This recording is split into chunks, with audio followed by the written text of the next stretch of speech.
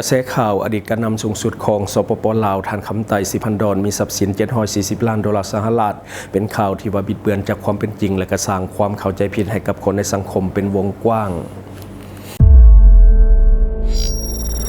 Time to shareสวัสดีท่านผู้ชมกลับมาพบกับรายการทำทูแสสำหรับพวกข่าวที่เราอยากจะนำเสนอในมื้อนี้ก็ถือว่าเป็นภาพที่หลายคนน่าจะได้เห็นผ่านหูผ่านตาในช่วงที่ผ่านมาเป็นภาพที่หลายคนก็เข้าใจผิดและก็มีการแชร์ต่อกันรวมทั้งเรื่องของการแสดงความคิดความเห็นต่างๆนานาที่มันบิดเบือนไปจากความจริงคือกระแสข่าวเรื่องของอดีตการนำสูงสุดของสปป.ลาวท่านคำไต่สิพันดอนมีทรัพย์สิน$740 ล้านสหรัฐซึ่งว่าเป็นข่าวที่บิดเบือนจากความเป็นจริงและก็สร้างความเข้าใจผิดให้คนในสังคมเป็นวงกว้างซึ่งว่ามีการแชร์กันต่อๆกลายเป็นประเด็นให้สังคมได้ถกเถียงและก็ถูกแชร์ในโซเชียลไลน์ในระยะที่ผ่านมาตอนนี้ก็มีเพจทางการได้ออกมาชี้แจงชัดเจนแล้วว่าข่าวนั้นมันเป็นการใส่หายภาษีและก็บ่มีมูลความจริงสรุปก็คือเป็นข่าวปลอมข้อมูลจากแฟนเพจ Media Lounge ที่ได้โพสต์ในเวลา 13:28 นาทีในวันที่ 17 เดือน 4 ปี 2026 ที่ผ่านมาเนื้อในก็มีอยู่ว่าแจ้งเตือนข่าวปลอมเกี่ยวกับทรัพย์สินของอดีตการนำสูงสุดของสปป.ลาวในระยะที่ผ่านมาได้มีการส่งต่อรูปภาพที่ว่ามีเนื้อในบิดเบือนความเป็นจริงเกี่ยวกับท่านคำไต่สิพันดอนอดีตประธานประเทศแห่งสปป.ลาวโดยอ้างว่าเป็นบุคคลที่รวยที่สุดในประเทศเนื้อได้ดังกล่าวแม่นข่าวปลอม 100% ซึ่งมีรายละเอียดการบิดเบือนดังนี้ข้อที่1ก็คือการอ้างอิงแหล่งข้อมูลที่บ่มีมูลความจริงก็คือการกล่าวอ้างภาพดังกล่าวอ้างว่าข้อมูลมาจาก Bloomberg Billionaire Index ก็คือความจริงจากการตรวจสอบในระบบของ Bloomberg บ่มีชื่อของท่านคำไต่สิพันดอนหรือว่าบุคคลใดหนึ่งจากสปป.ลาวติดอยู่ในรายชื่อของมหาเศรษฐีระดับโลกของ Bloomberg เลยการนำใช้ชื่อระดับโลกมาแอบอ้างแม่นเพื่อสร้างความน่าเชื่อถือแบบผิดส่วนที่2ก็คือตัวเลขทรัพย์สินที่ว่าถูกสร้างขึ้นมาเองจากการกล่าวอ้างก็คือระบุว่ามีทรัพย์สินอยู่$740 ล้านสหรัฐหรือประมาณ 15.9 ล้านกีบความจริงตัวเลขนี้แม่นตัวเลขที่ถูกแต่งขึ้นมาโดยบ่มีหลักการทางด้านการเงินหรือว่าการยั่งยืนจากสถาบันการเงินใดๆมันเป็นเทคนิคของกลุ่มคนที่บ่หวังดีเพื่อสร้างความเข้าใจผิดให้แก่สังคมในส่วนที่3ก็คือเรื่องของเจตนาของการปล่อยข่าวรูปภาพนี้ถือเฮ็ดขึ้นเพื่อใช้ให้ไปซีและก็ทำให้เกียรติศักดิ์ศรีของอดีตการนำขอควรระวังสำหรับผู้ที่ว่าใช้สื่อสังคมออนไลน์อย่าไปหลงเชื่อเมื่อเห็นข้อมูลที่มีลักษณะโฆษณาชวนเชื่อหรือว่าตัวเลขที่มันเกินจริงอย่าไปแทรกก็คือการส่งต่อข้อมูลที่บ่ถูกต้องมีความผิดทางด้านกฎหมายว่าโดยการต้านและก็สกัดกั้นอาชญากรรมทางคอมพิวเตอร์กฎสอบก็คือควรติดตามข่าวสารจากแหล่งที่เป็นทางการเท่านั้นสรุปก็คือรูปภาพนี้แม่นการจงใจที่จะสร้างข่าวบิดเบือนเพื่อสร้างความปั่นป่วนขอให้ทุกท่านมีสติในการรับข้อมูลข่าวสารถือว่าเป็นการละเมิดต่อกฎหมายว่าด้วยสื่อมวลชนและก็กฎหมายอาญาที่สร้างข่าวปลอมเหตุให้สังคมมีความแตกตื่นและก็อาจจะถูกดำเนินคดีตามกฎหมายดังนั้นขอให้ยุติการกระทำนี้และก็ขอให้ลบข่าวดังกล่าวออกโดยด่วนรวมทั้งบรรดาเพจอื่นๆอีกจำนวนหนึ่งที่ว่ายังมีการละเมิดต่อกฎหมายโดยการโพสต์หรือว่าแชร์ข่าวหรือข่าวปลอมต่างๆอันเป็นเหตุให้สังคมเกิดความสับสนก็ขอให้ยุติเช่นกันเนาะนี่ก็คือในของข่าวและในของโพสต์ที่ว่ามาจากแฟนเพจ Media Lounge ที่ว่าเพิ่นได้ชี้แจงว่ามันเป็นข่าวปลอมแล้วก็คือเป็นการใช้หายไปซีแล้วก็เป็นการบิดเบือนข้อมูลที่บ่มีมูลความจริงสรุปก็คือท่านคำไต่สิพันดอนมีเงิน$740 ล้านนี่มันเป็นข่าวปลอมเนาะเป็นข่าวที่เป็นการใช้หายไปซีเท่านั้นที่จริงทั้งเฮาก็เห็นข่าวนี้มาช่วงนึงแล้วก็บ่ได้คิดว่ามันเป็นข่าวจริงเพราะว่ามันมาจากแหล่งข่าวที่บ่ได้น่าเชื่อถือฉะนั้นเนาะก็เลยว่าเบิ่งผ่านๆไปแล้วก็บ่ได้มีการแชร์ในแฟนเพจของเฮาแต่ว่าเขานี่ก็ได้รับความสนใจและก็ฮือฮาในสังคมพอสมควรในช่วงที่ผ่านมาจะได้ก็ตามจงมีสติในการเสพข่าวและกระแสข่าวเพราะว่าการมีส่วนร่วมเรื่องของการแสดงความคิดความเห็นและกระแสข่าวที่มีข้อมูลบิดเบือนเชิงว่ามันมีโทษทางกฎหมายเนาะอันนี้ต้องได้มีสติสำหรับท่านใดที่ว่ามักจะเสพข่าวอย่าชูมือไว้ในการไปพิมพ์คอมเมนต์แสดงความคิดความเห็นถ้าว่ามันเป็นข่าวปลอมเฮาไปแสดงความคิดความเห็นทางลบเฮาเองก็จะมีความผิดทางกฎหมายไปด้วยเนาะอันนี้จบไปสำหรับข่าวหนึ่งและบัดนี้มาต่ออีกหนึ่งข่าวก็คือแพทย์ของไทยเตือนระวังเรื่องของพยาธิไข้ดิน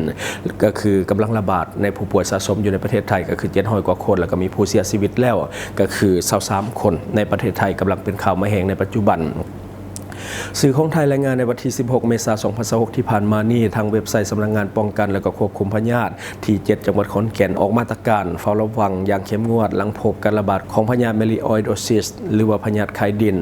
ในหลายพื้นที่และก็อิงตามข้อมูลสถิติตั้งแต่วันที่ 1 มังกรถึงวันที่ 16 เมษายน 2026 พบผู้ติดเชื้อสะสมทั่วประเทศแล้วก็คือ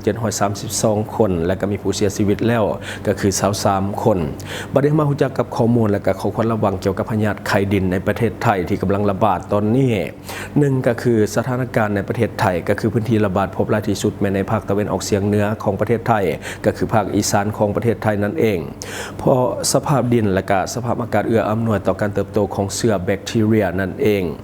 กลุ่มเสี่ยงส่วนใหญ่แม่นชาวเกษตรกรหรือว่าชาวไร่ชาวนาที่ต้องเฮ็ดเวียกสัมผัสกับดินและก็น้ำโดยกงรวมถึงผู้ที่ว่ามีโรคประจำตัวเช่นเบาหวานโรคไตหรือว่าผู้ที่ว่ามีภูมิคุ้มกันบกพร่อง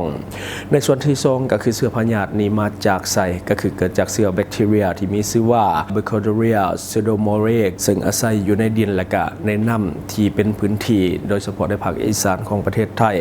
เรื่องของการติดต่อก็คือผ่านทางบาดแผลตามร่างกายเวลาที่ลงไปเฮ็ดไร่เฮ็ดนามีการสัมผัสกับน้ำกับดินการกินน้ำที่มีสารปนเปื้อนของเชื้อการหายใจเอาฝุ่นละอองของดินที่มีเชื้อเข้าไปมักจะเกิดขึ้นหลังฝนตกใหม่ๆหรือว่าช่วงที่มีลมแห้งในส่วนที่3มาเบิ่งของอาการของพยาธิดังกล่าวก็คือพยาธิดังกล่าวนี่ก็คือจะได้รับสัญญาว่านักข่าวที่เบิ่งบ่เห็นก็คืออาการบ่ค่อยชัดเจนปานใดและก็ไข้คือกับพยาธิอื่นๆนำด้วยก็คือจะมีไข้สูงบางคนก็ไข้ซื่อๆและก็ไข้ติดต่อกันหลายวันบางคนก็มีฝีนองตามผิวหนังหรือว่าภายในอวัยวะเส้นปอดตับและก็ม้ามรวมทั้งมีอาการไอเจ็บหน้าอกถ้าว่าเชื้อมันเข้าปอดอาการอาจจะคล้ายคือกับปอดอักเสบติดเชื้อในกระแสเลือดกรณีนี้อันตรายที่สุดและก็เสียชีวิตได้ง่ายนอกจากว่าในประเทศไทยเสียชีวิตไปแล้ว23คนส่วนที่4มาเบิ่งวิธีป้องกันตัวนี้สำคัญหลายนั่นก็คือหลีกเว้นการสัมผัสกับดินและก็น้ำโดยกงถ้าต้องได้ลงไห้ลงนาก็ควรใส่เกลือบุตรหรือว่าเกลือโบกและกระทงมือย่างอนามัยห่างกายให้สะอาดหลังจากที่ว่าสัมผัสดินหรือว่า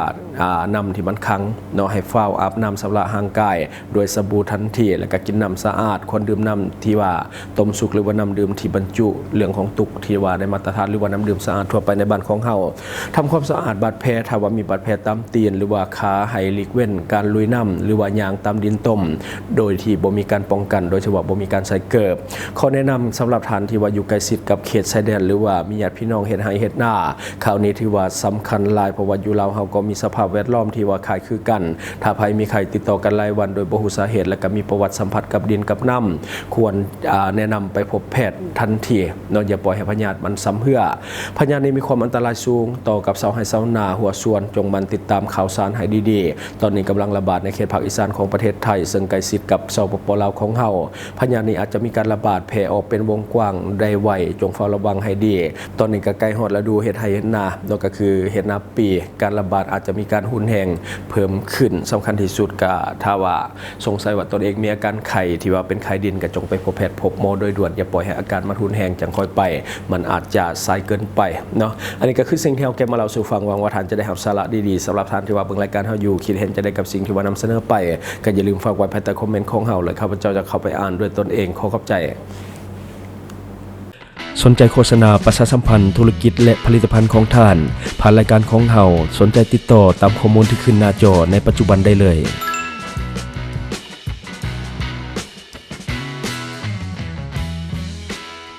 อยู่เมืองลาวใช้แต่เงินกีบลาวและส่งเสริมผลิตภัณฑ์ภายในเพื่อลดพรการนำเข้าสินค้าและแก้ปัญหาเงินตา